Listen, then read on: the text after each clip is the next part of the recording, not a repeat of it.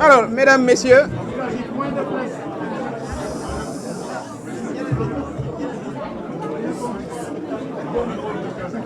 mesdames, messieurs, alors l'objet de cette conférence de presse, je voudrais également signaler la présence. Je voudrais aussi signaler la présence des DG suivants, le DG du COUD, M. Mbouch, le DG de Promoville, M. Ndiaye Serigne, le DG de l'OQSCF, Pape Amadou, Diagne, qui est là. Qui d'autre est là? Hassan aussi. Hassan Diagne, où est-ce qu'il est? Voilà. Hassan Gueye qui est Hassan Dir, qui est par ailleurs aussi le liquidateur du Conseil économique, social et environnemental. Voilà, l'objet de cette conférence, c'est vraiment d'informer l'opinion sur les derniers développements de l'actualité, notamment relatifs à l'activité des députés. Comme vous le savez, deux sujets ont retenu l'attention publique. Voilà, celui relatif à la déclaration de patrimoine, comme article 37, et la loi ou la proposition de loi portant sur les fonds spéciaux. Alors, pour ce qui concerne la déclaration de patrimoine, les députés n'ont fait rien de moins qu'enfoncer une porte déjà ouverte largement. Le président Bassirou Diomaye Faye a déclaré son patrimoine lorsqu'il a été élu, lequel patrimoine a été publié par le Conseil constitutionnel. Donc il n'y a pas matière à légiférer. C'est une évidence, ça a été fait. Ce que les députés ont rajouté, c'est qu'il devrait déclarer son patrimoine à la sortie. Mais bien entendu, le président Bassirou Diomaye Faye n'a aucun problème à déclarer son patrimoine à la sortie. Il le fera, s'il plaît à Dieu, en 2034, puisqu'il sera réélu. Par contre, ce que les députés se gardent de dire, c'est qu'ils limitaient la déclaration au président de la République. Le président Bassirou Diomaye Faye a dit: je souhaiterais que, pour des exigences de transparence, le Premier ministre, qui est détenteur des fonds dont je parlerai tout à l'heure, plan Casamance, le président de l'Assemblée nationale, je vous informe qu'il a quand même un budget de 600 millions, non explicable, 50 millions par mois. Ça, il faut que les Sénégalais le sachent. C'est ça la réalité. Donc il a demandé que cette exigence de transparence soit élargie au Premier ministre et au président de l'Assemblée nationale. Ce que les députés s'étaient bien gardés de faire. Donc, messieurs les députés, charité bien ordonnée aurait dû commencer par vous-même, par votre président. Vous ne l'avez malheureusement pas mis dans votre proposition de loi, mais elle a été complétée de toute façon par les propositions du président de la République. D'ailleurs, il a rajouté une autre proposition qui consiste à rendre obligatoire la déclaration de patrimoine pour tout candidat à l'élection présidentielle. Ce sera une conditionnalité parmi celles qui existent. Donc, il n'y avait aucun débat en la matière, sauf cette intention de distiller de manière malsaine dans la tête des Sénégalais que le président de la République rechignerait à déclarer son patrimoine, ce qu'il a déjà fait, ou rechignerait à le déclarer à la sortie, ce qu'il a dit plusieurs fois. Ils se sont évidemment gardés de dire qu'ils ne proposaient pas du tout que le Premier ministre et le président de l'Assemblée nationale, tous les deux, également aient obligation de déclarer leur patrimoine. Alors, pour ce qui concerne les fonds spéciaux, appelés fonds secrets par certains, appelés fonds politiques par d'autres, ce qu'il faut savoir, c'est que le Premier ministre était bien détenteur de fonds secrets. J'ai lu tout à l'heure le décret de 2004 relatif au fonds sur la Casamance, fonds intitulé Fonds Diam, qui est géré par le Premier ministre. Ce fonds s'élevait à 2 milliards l'année dernière, à 1,7 milliard, comme il l'a indiqué lui-même, et il demandait une rallonge. Les dispositions de l'article 4 de ce décret stipulent clairement que ces fonds ne sont pas l'objet de justification. Alors, des fonds qui ne sont pas justifiés, ça s'appelle des fonds secrets ou des fonds politiques. Donc il a bien bénéficié de fonds politiques non justifiables, alors qu'il déclarait qu'en bon musulman, il ne saurait toucher à des fonds publics qui ne feraient pas l'objet de vérification ou de justification. Ben, c'est un péché là qu'on vient de prendre tout de suite. Il n'y a pas besoin d'attendre l'au-delà. Puisque ces fonds ne font pas l'objet de justification. Puisqu'ils sont relatifs à des opérations justement liées à la paix en Casamance. Seulement, Ousmane Sonko a déclaré avant-hier qu'il s'est servi de ces fonds pour acheter des véhicules. On dit en Wolof, Sagaru véhicules, je crois que c'est des véhicules d'occasion. Mais quand on fait le calcul, les véhicules d'occasion à 25 millions de pièces, c'est quand même de belles occasions. 34. Mais surtout qu'il a aussi utilisé les fonds pour réfectionner le building. Qu'est-ce que ça a à voir avec la paix en Casamance que de réceptionner le building, que de réfectionner le building, d'acheter des véhicules? Pendant ce temps, grâce à la coopération japonaise, nous saluons ce geste, nous avons pu acquérir des démineurs, puisqu'il faut déminer plus d'1 million de mètres carrés en Casamance. Les engins n'ont pas pu être portés sur les sites, faute de moyens de les y acheminer. Vous imaginez? Pendant ce temps, le fonds, il était là. Il était dépensé allègrement et on demandait des rallonges. Mais ce que aussi Ousmane Sonko a oublié de dire, et ça je vous donne l'information, je suis haut représentant du président de la République, il bénéficiait des fonds spéciaux du président de la République. Pas une fois, pas deux fois, pas trois fois, pas quatre fois.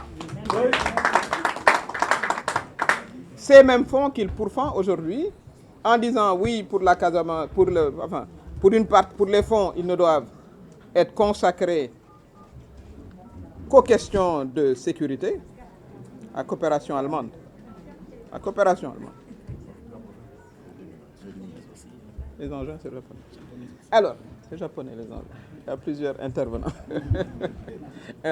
Alors, pendant qu'il pourfend ces fonds en disant qu'ils devraient être strictement réservés aux questions de défense, lesquels fonds devraient être contrôlés par l'Assemblée nationale, et le Premier ministre est tout à fait dans son droit que de demander que le Conseil constitutionnel intervienne. Puisque depuis quand on a vu une Assemblée nationale contrôler des fonds de l'exécutif? Quand on exécute, on programme, on exécute et on contrôle. C'est ça le cycle de gestion. Pour ceux qui ne semblent pas le savoir. L'Assemblée nationale doit attendre la loi de règlement de N+1 pour demander des comptes sur les fonds et les lignes budgétaires qui ont été votées. C'est comme ça que ça se passe. Il y a manifestement une violation du principe de séparation. Nous attendons le Conseil constitutionnel sur la question. Donc, il est évident aujourd'hui qu'entre ce que dit Ousmane Sonko et entre ce qu'il fait, c'est comme le jour et la nuit. Il a bénéficié d'un fonds qui ne fait pas l'objet de justification à hauteur de 2 milliards l'année dernière, 1,7 milliard cette année. Non justifiable. Quelques tentatives de justification, pas très heureuses, en termes d'achat de véhicules d'occasion de 34 millions. On aimerait tous avoir des occasions à ce prix-là. Et la réfection d'un building. C'est ça la réalité. C'est ça la réalité des faits. Pour ce qui me concerne, puisque j'ai fait l'objet de ces attaques en règle, je pouvais ne pas y répondre, mais lorsqu'elles s'inscrivent dans une stratégie bien pensée, d'attaque au président de la République en fait, et de déstabilisation et de perturbation de la quiétude des citoyens, nous sommes quand même obligés de répondre. J'avais, sur le rapport du CS, invité l'ancien président Macky Sall à faire une audition publique sur le rapport avec mon prédécesseur et mon successeur Et bien évidemment, il n'y avait pas matière à poursuivre. Et je vous rappelle qu'à ce moment-là, vous étiez là, les journalistes, nous étions en opposition frontale avec le président Macky Sall, avec tous ceux qui sont là, à cette table-là. Il n'avait pas matière à poursuivre, il n'a rien pu faire. Eh bien, Ousmane Sonko s'est dit, je ne m'intéresse pas au fond à la gestion de Aminata Tall, à qui j'ai succédé, ni à la gestion de Idrissa Seck, qui m'a succédé au Conseil. La seule qui m'intéresse, c'est la gestion de Aminata Touré. Et je vais saisir la justice. Mais à la bonne heure. À la bonne heure. Parce que la justice, elle ne se débarrasse pas de quelqu'un parce que vous ne l'aimez pas, parce qu'il vous empêche voilà, de faire ce que vous avez envie de faire. La justice, elle statue sur des faits.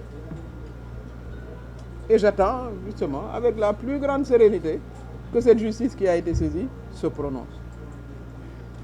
Et il n'y a je dis bien aucune matière à poursuivre. Mais il le sait bien d'ailleurs. Il le sait bien.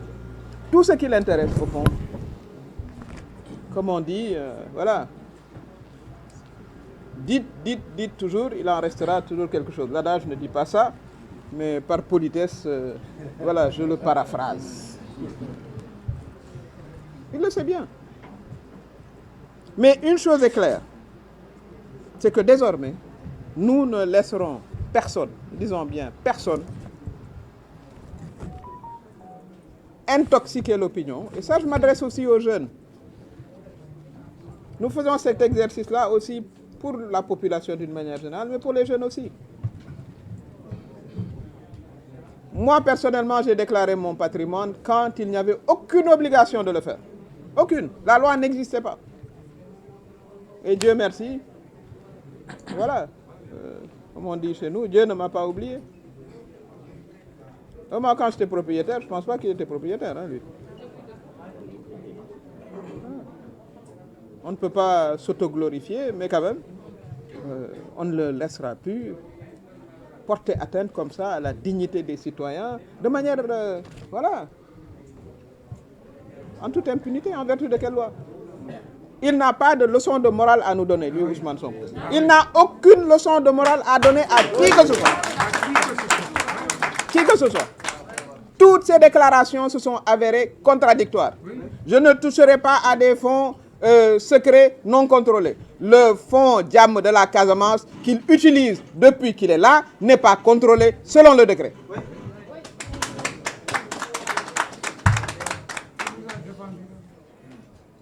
Et moi-même, voilà, semble faire l'objet d'un acharnement. Au fond, soit dit en passant, quand il était en prison, il s'est débrouillé pour qu'on se parle au téléphone. Hein. Il ne pouvait rien faire en ma faveur étant en prison. C'est moi qui pouvais agir en sa faveur quand il était en prison. Et ça, il semble l'oublier il n'y a pas si longtemps que ça. Ce n'est pas il y a 5 ou 6 ans, non.